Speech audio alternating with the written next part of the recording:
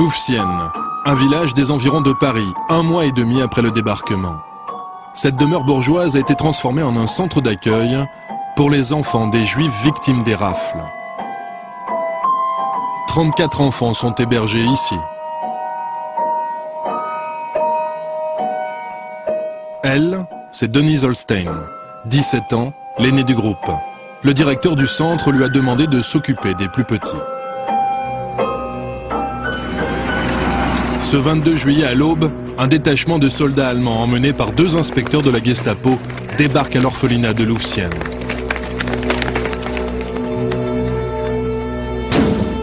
Coup de crosse, cris. Denise doit réveiller les enfants et les faire sortir sur le champ. On a fait monter les enfants dans les autobus, il y en avait de 5 à 14 ans. Et ils ne se rendaient pas compte du tout, on leur a dit on va déjeuner à la campagne et on les a fait chanter dans l'autobus, ils ne se rendaient compte absolument de rien. Et moi-même je ne savais pas où on allait. Et puis en approchant des tours de Drancy, j'ai compris qu'on nous ramenait au camp de Drancy. Drancy, toujours en banlieue parisienne. Voici la cité de la Muette, ensemble d'immeubles ouvriers tout juste construits en 1939. Les autorités de Vichy ont transformé l'endroit en un camp de détention. Depuis août 1941, la police française y amène les Juifs raflés dans la région parisienne. De là, ils sont envoyés en Allemagne, vers ce qu'on croit être à l'époque de simples camps de travail forcé.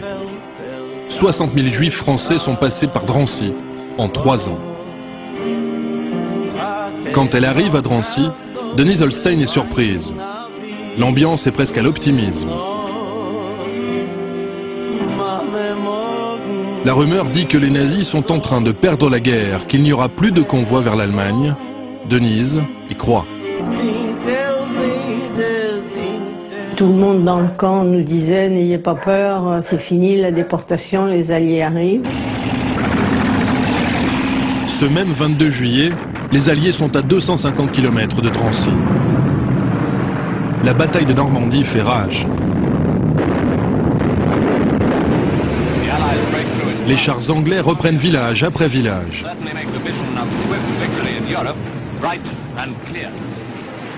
Les 2 leaders alliés, Winston Churchill, l'anglais, à gauche, et Franklin Roosevelt, l'américain, à droite, eux aussi sont optimistes. Selon les projections de leurs états-majors, la France peut être libérée dans les 3 mois, ouvrant ainsi la voie à la conquête de l'Allemagne. 3 mois, c'est sans doute un délai trop long. Pour Denise et les dizaines de milliers de Juifs qui, comme elle, sont programmés sans le savoir pour partir vers les camps de la mort. Churchill et Roosevelt sont-ils au courant de ce compte à rebours macabre? Ont-ils essayé d'enrayer la machine infernale? Enquête sur un tabou de l'histoire.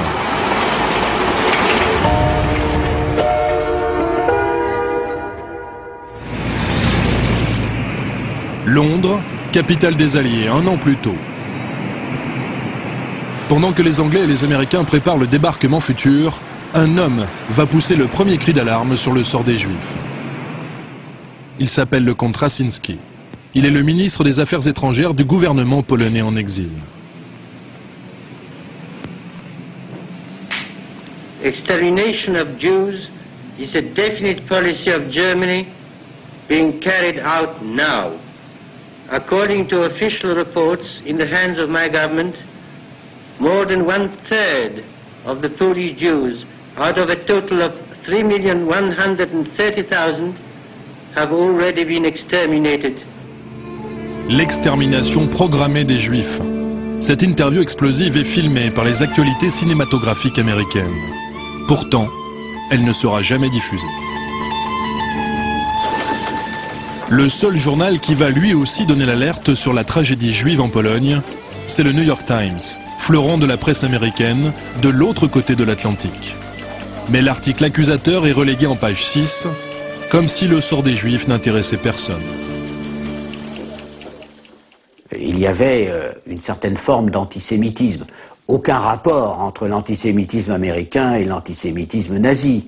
mais une sorte d'indifférence, si vous voulez, qui faisait qu'il valait mieux que Roosevelt n'apparaisse pas comme celui qui faisait la guerre des Juifs. Dans cette Amérique des années 40, près de 30% des électeurs se déclarent prêts à voter pour des leaders nationalistes qui prônent l'isolationnisme, voire la coopération avec les nazis. Pour convaincre son opinion publique d'entrer en guerre, Roosevelt a dû marteler que ce sont les États-Unis eux-mêmes qui sont menacés par les forces de l'Axe, l'Allemagne et le Japon. Il ne s'agit donc pas de sauver l'Europe ni les Juifs, mais de sauver l'Amérique. Our ultimate objectives in this war continue to be Berlin and Tokyo. I ask you to bear in mind that these objectives mean that we have still a long way to go before attaining them.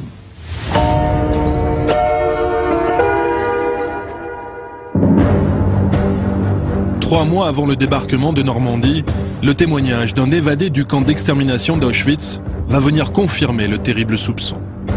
Rudolf Werba, 18 ans. Il est juif, slovaque et résistant, détenu dans le camp depuis 2 ans. Ce 7 avril 1944, Werba et un camarade parviennent à passer les 2 clôtures de barbelés et à fuir par la forêt. Parvenus en Slovaquie, ils racontent ce qu'ils ont vu à Auschwitz-Birkenau. Là, on leur a fait raconter et écrire un rapport sur ce qui se passait à Birkenau. Et c'est un rapport qui est assez sidérant, puisqu'il raconte à la fois l'arrivée des convois, le gazage, avec certes des approximations par rapport à ce que la connaissance historique a depuis établi, mais une précision et une justesse d'ensemble étonnante. Rudolf Werba va dessiner des croquis et raconter comment les nazis, avec l'aide de fours crématoires comme celui-ci, exterminent les juifs de manière industrielle. Les victimes sont conduites dans un hall où on leur demande de se déshabiller. Ensuite, on les pousse dans la chambre à gaz. Au bout de 3 minutes, toute vie a cessé. On transporte alors les corps sur des wagonnets plats vers la salle des fours. Chaque crématoire a une capacité de 1500 corps par jour. En quelques jours, le rapport de Werba parvient au siège du Congrès juif mondial à Genève.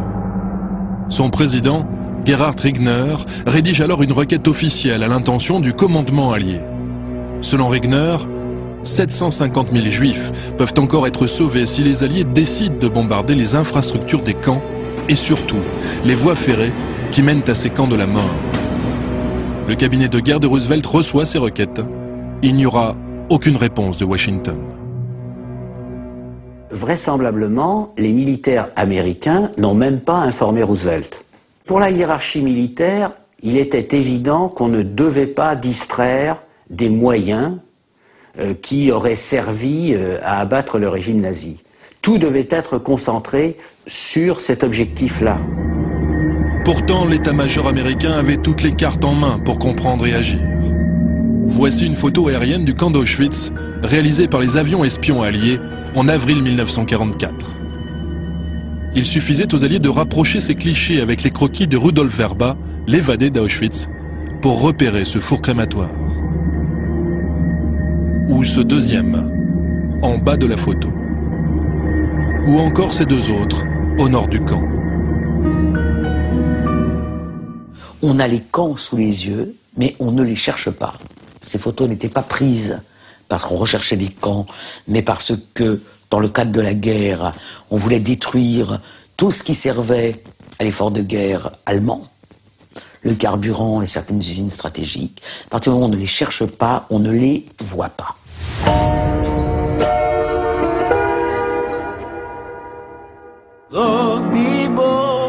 Les Alliés n'ont donc pas bombardé les voies de chemin de fer menant au camp de la mort. Et le convoi de Denise est parvenu à destination, Auschwitz.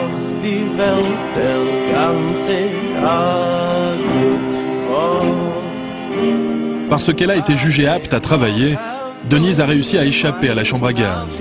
Le crâne rasé comme ces femmes, elle devient couturière. La jeune Française s'accroche à l'espoir de s'en sortir.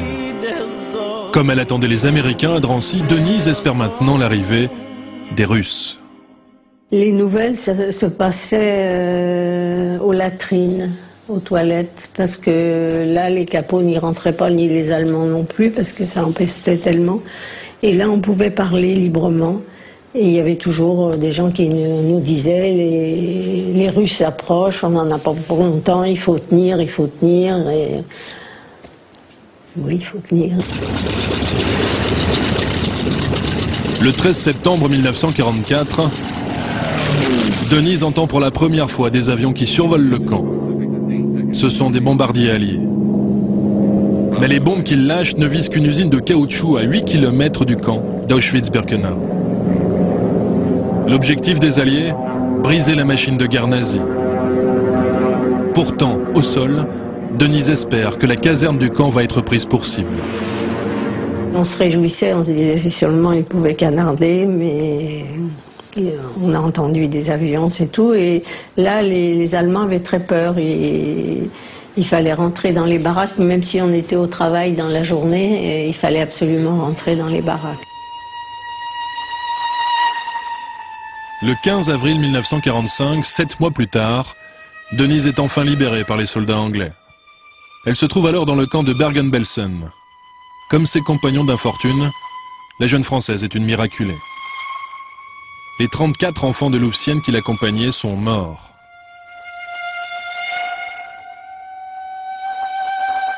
Dans ce charnier à ciel ouvert, un caporal anglais découvre l'horreur. My name is Gunnar Illingworth and I live at Cheshire. The things I have committed, well, nobody would think they were human at all. We actually know now what has been going on in these camps. I know personally what I am fighting for. Nous sommes en avril 1945. Ce que ce simple caporal vient de découvrir, certains de ses supérieurs le savaient depuis 2 ans. Mais cela n'a pas changé leur guerre.